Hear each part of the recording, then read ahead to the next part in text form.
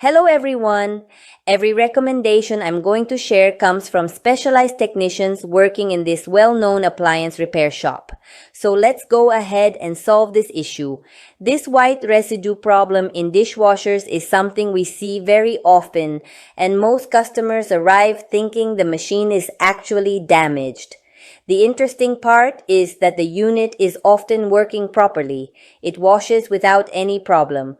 But by the end of the cycle, a white film appears on glasses, plates, or cutlery, almost like a powder has been left behind. In fact, it's very common to hear customers describe exactly the same situation.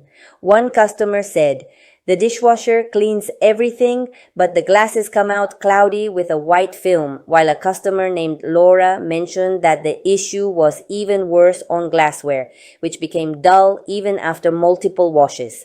In the workshop, these signs guide us because we know it's not always dirt, but something related to the water or rinsing process.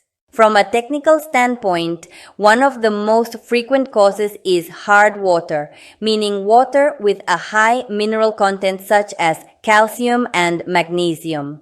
When the water contains too many of these minerals, they remain on the surface during drying, forming that annoying white film. One of the technicians at the shop explains it very simply.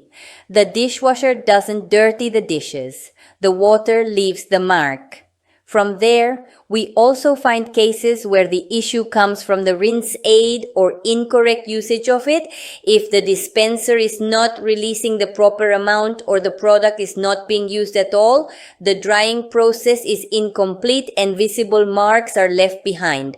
Some customers even say things like, "I thought the dishwasher was failing, but I wasn't using the correct rinse aid," something we see more often than people think in the workshop.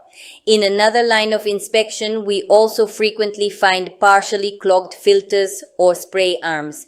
When that happens, water is not distributed evenly inside the machine and the rinsing becomes inconsistent.